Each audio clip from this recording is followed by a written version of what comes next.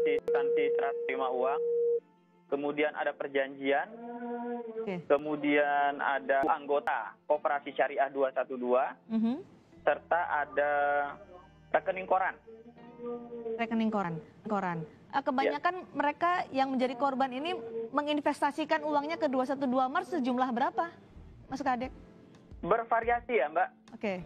Mulai dari 500.000 per 20 juta, ada yang 240 juta per orang, ada yang 15 juta, dan saya dengar yang belum bergabung dengan kami, korban yang lain itu ada yang sekitar 100 dan 200 juta.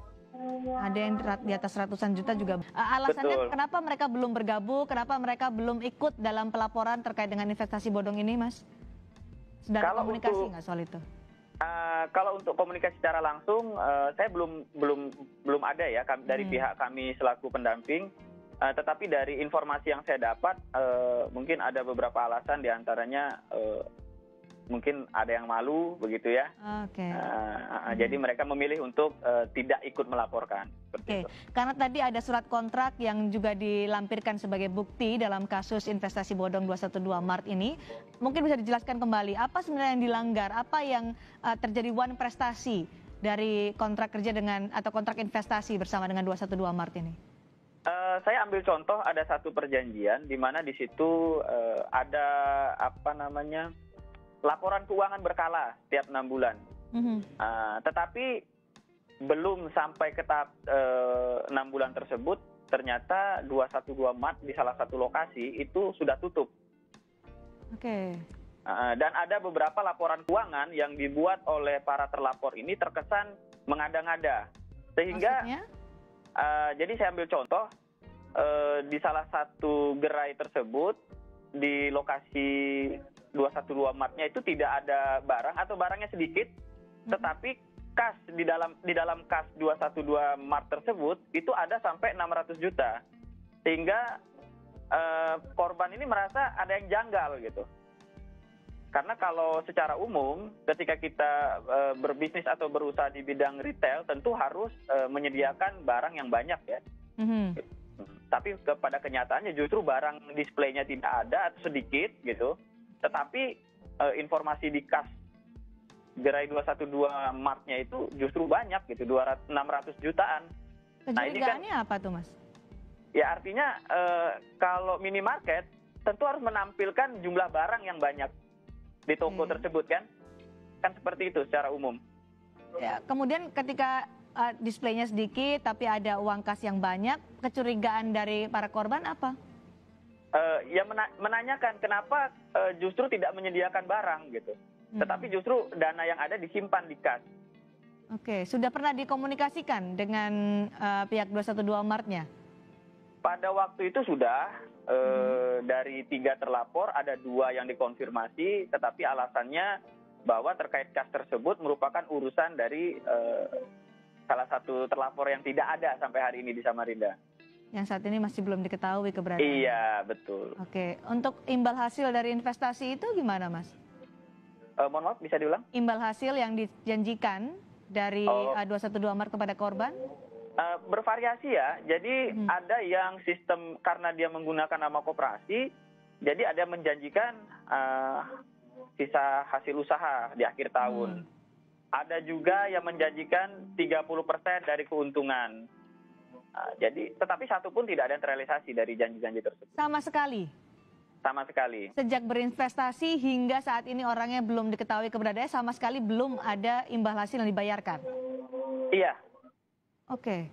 Baik, ini bukti-bukti sudah diserahkan kepada polisi. Bagaimana tanggapan dari kepolisian terkait laporan ini tadi, Mas Kadek? Ya kami juga ingin mengucapkan terima kasih kepada pihak kepolisian Kota Samarinda, Polresta Samarinda, karena sejauh ini sudah bekerja dengan maksimal ya.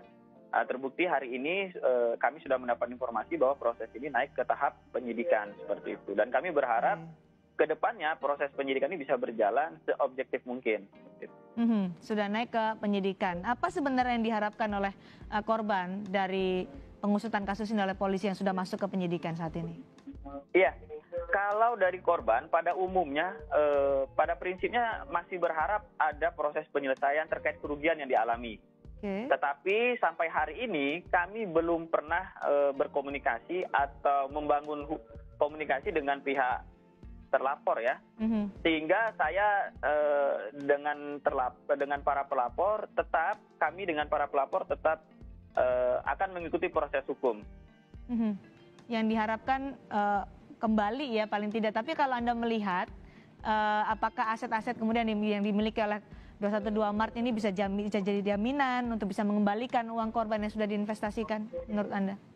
Kalau menurut saya secara pribadi itu tidak bisa Mbak ya, karena memang contoh dari aset toko atau ruko yang digunakan itu kebanyakan sewa. Dan ada beberapa diantaranya justru masih terbeban dengan biaya sewa yang belum dibayarkan. Jadi paling tidak harapan paling realistis dari korban? Proses hukum tetap berjalan, bukan hanya untuk yang saat ini masih berada di Samarinda, tetapi untuk pihak-pihak yang saat ini juga berada di Samarinda. Baik, proses hukum berjalan, keadilan juga ditegakkan untuk para korban investasi bodong 212 Mart. Terima kasih Mas Kade Indra Kusuma Wardana telah bergabung bersama kami di Kompas Petang. Kwitansi serah terima uang, kemudian ada perjanjian, kemudian ada kartu anggota Koperasi Syariah 212, serta ada rekening koran. Rekening koran. Kebanyakan mereka yang menjadi korban ini menginvestasikan uangnya ke 212 Mart berapa, Mas Kade? Bervariasi ya Mbak. Mulai dari 500.000 per orang, 20 juta, ada yang 240 juta per orang, ada yang 15 juta, dan saya dengar yang belum bergabung dengan kami, korban yang lain itu ada yang sekitar 100 dan 200 juta. Ada yang di atas ratusan juta juga banyak ya. Alasannya kenapa mereka belum bergabung, kenapa mereka belum ikut dalam pelaporan terkait dengan investasi bodong ini, Mas? Sudah ada komunikasi nggak soal itu? Kalau untuk komunikasi secara langsung, saya belum ada ya dari pihak kami selaku pendamping. Tetapi dari informasi yang saya dapat, mungkin ada beberapa alasan, diantaranya mungkin ada yang malu begitu ya. Jadi mereka memilih untuk tidak ikut melaporkan. Karena tadi ada surat kontrak yang juga dilampirkan sebagai bukti dalam kasus investasi bodong 212 Mart ini. Mungkin bisa dijelaskan apa sebenarnya yang dilanggar, apa yang terjadi wan prestasi dari kontrak kerja atau kontrak investasi bersama dengan 212 Mart ini? Saya ambil contoh, ada satu perjanjian di mana di situ ada laporan keuangan berkala setiap 6 bulan. Tetapi belum sampai ke tahap 6 bulan tersebut, ternyata 212 Mart di salah satu lokasi itu sudah tutup. Dan ada beberapa laporan keuangan yang dibuat oleh para terlapor ini terkesan mengada-ngada.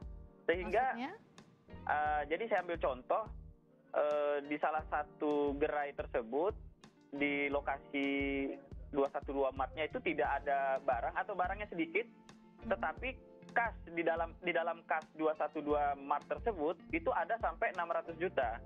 Sehingga korban ini merasa ada yang janggal gitu. Karena kalau ketika kita berbisnis atau berusaha di bidang retail, tentu harus menyediakan barang yang banyak ya. Tapi pada kenyataannya justru barang displaynya tidak ada atau sedikit gitu. Tetapi informasi di kas gerai 212 Mart-nya itu justru banyak gitu, 600 jutaan. Kecurigaannya apa tuh, Mas? Ya artinya kalau minimarket tentu harus menampilkan jumlah barang yang banyak di toko tersebut kan seperti itu secara umum. Ya, kemudian ketika displaynya sedikit tapi ada uang kas yang banyak, kecurigaan dari para korban apa? Ya menanyakan kenapa justru tidak menyediakan barang gitu, tetapi justru dana yang ada disimpan di kas. Sudah pernah dikomunikasikan dengan pihak 212 Mart-nya? Pada waktu itu sudah, dari 3 terlapor ada 2 yang dikonfirmasi, tetapi alasannya bahwa terkait kas tersebut merupakan urusan dari salah satu terlapor yang tidak ada sampai hari ini di Samarinda. Yang saat ini masih belum diketahui keberadaan. Iya, betul. Oke, untuk imbal hasil dari investasi itu gimana, Mas? Mohon maaf, bisa diulang? Imbal hasil yang dijanjikan dari 212 Mart kepada korban? Bervariasi ya, jadi ada yang sistem karena dia menggunakan nama koperasi, jadi ada yang menjanjikan sisa hasil usaha di akhir tahun. Ada juga yang menjanjikan 30% dari keuntungan. Jadi, tetapi satu pun tidak ada terrealisasi dari janji-janji tersebut. Sama sekali? Sama sekali. Sejak berinvestasi hingga saat ini orangnya belum diketahui keberadaannya, sama sekali belum ada imbal hasil yang dibayarkan? Iya.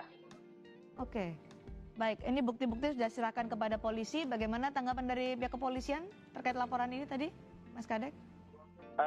Ya kami juga ingin mengucapkan terima kasih kepada pihak kepolisian Kota Samarinda, Polresta Samarinda, karena sejauh ini sudah bekerja dengan maksimal ya. Terbukti hari ini kami sudah mendapat informasi bahwa proses ini naik ke tahap penyidikan seperti itu. Dan kami berharap ke depannya proses penyidikan ini bisa berjalan seobjektif mungkin. Sudah naik ke penyidikan. Apa sebenarnya yang diharapkan oleh korban dari pengusutan kasus ini oleh polisi yang sudah masuk ke penyidikan saat ini? Iya, kalau dari korban pada umumnya, pada prinsipnya masih berharap ada proses penyelesaian terkait kerugian yang dialami.